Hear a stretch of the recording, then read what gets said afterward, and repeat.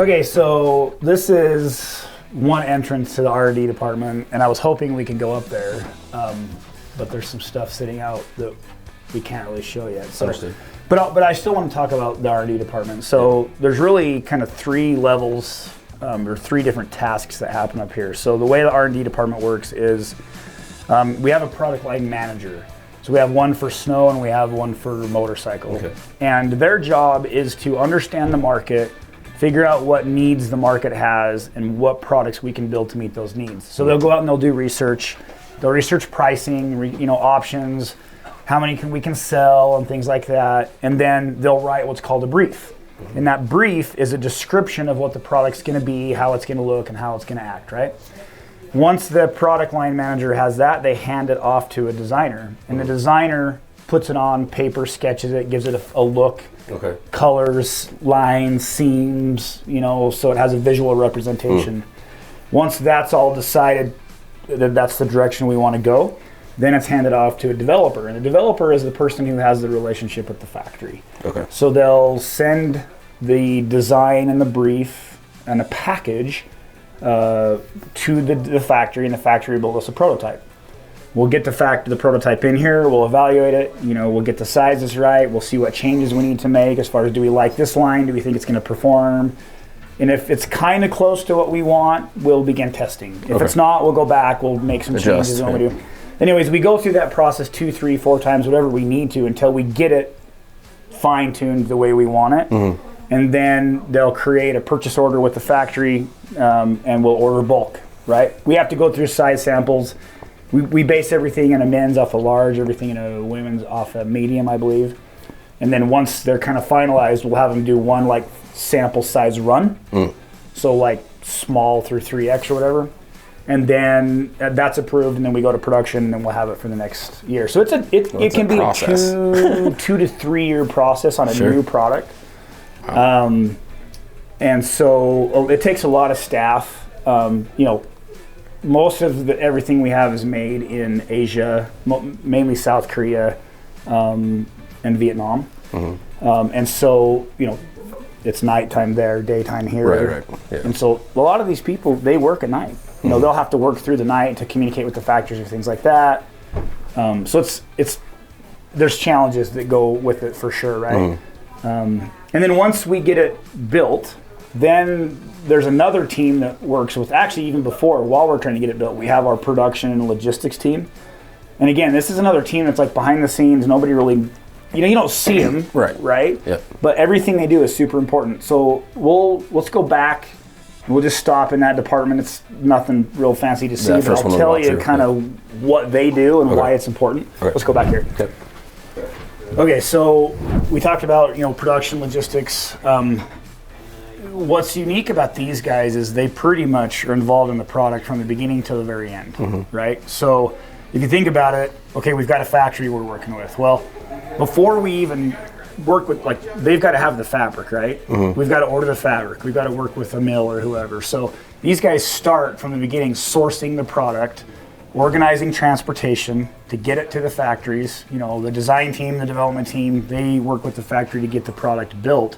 But these guys have to have everything there ready to build it, right? Sure. Yeah. Once it's built, it's got to ship to a port. They've got to arrange that. They've got to arrange all the paperwork to get it through customs. They got to get it on a boat. That's all got to be arranged. It's got to get to whatever warehouse it's going to. It's got to get unloaded. It's got to go back through customs. It's got to get on a truck. It's got to get shipped to. There are so many steps. Yep. And you're talking that each one of those steps has to happen for each part. Each item, right? Yeah, sure. So one SKU, say it's a Valdez jacket, that's just one, and there's got to be an email chain for that. So it's got to start at the beginning with the fabric and all the way down through. Well, we've got, hundreds and hundreds of items, and each one of those has to have an email chain, and somebody is at the head of that, arranging delivery and transportation and paperwork and all that stuff. So consumers don't see that part. No, that's not something you think about at all when you go to the store and purchase and check out. But do you know how complicated it is, what the paperwork is like to get stuff through customs? The rules, it is, I don't even understand it, and I hear these guys talking about some of the stuff. It's crazy. Just getting things through customs, right? So these guys, they're highly knowledgeable about all of the trades and things like that, and the communication, and maybe there's language things, and it's a very, very big process. Sure. So they don't get a lot of credit for that, but they're the backbone for how all of this works, right? Yeah. If it wasn't for them, nothing would move and we wouldn't have it. So we obviously really appreciate them. And this department's grown a lot in the last 5 or 6 years because as we grow, we need more people, more hands on deck. Yeah. So I think we have 9 or 10 people here now. Okay.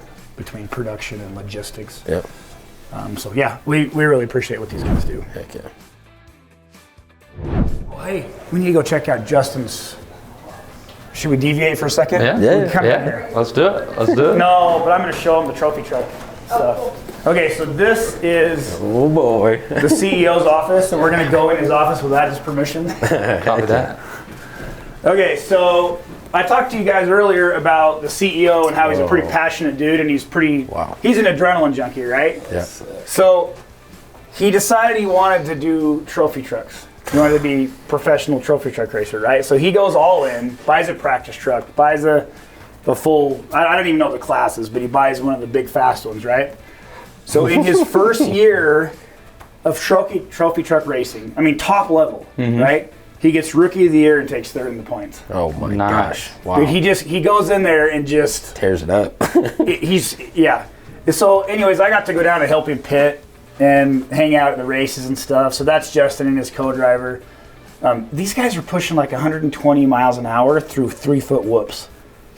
You see it on TV, it's cool, but you go down there and watch them go by you. Something else. Unreal. It is insane. This is the tires are literally moving 4 feet up and down in a matter of a half a second. Just bam, bam, bam, bam, bam across these whoops. Good and the Lord. driver's head's not even moving. Yeah. He's just sitting in there like it's a leisurely Sunday drive. And that tire's driving just Miss Daisy. just going through there. And of course, they're straight piped and they're noisy and they're horsepower. NASCAR on steroids or whatever, But he was pretty accomplished. He did it for 2 or 3 years. As the business grew, he's needed here. Sure. And so he hasn't raced for a bit.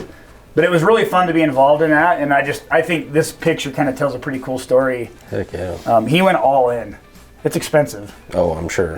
Trophy trucks $500,000. Yeah, those are crazy.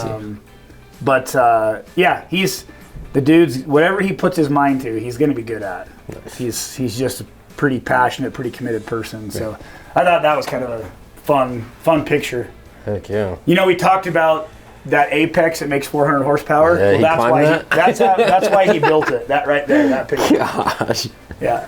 That's a good looking picture right there. Was he in one of the Thunderstruck films? We had several of we sponsored them. Copy. We had several of our riders in Thunderstruck, but we sponsored Thunderstruck films. What's the story behind this helmet? Yeah, that's a crazy helmet. I don't know that I know the story to that. I think it was custom painted and somebody gave it to him, but I couldn't tell you who did it or what the backstory there is. That's wild. He's got a couple of custom painted helmets. And I have a lot. I feel kind of special because he's got a picture of me in his office. So the guy on the Skidoo is me. And the guy on the dirt bike over there is me. So I'm like, you're in the CEO's office. Tearing it up. Yeah. So anyway, kind of fun to check that out, right? Yep. We'll get out of here before he catches us in his office.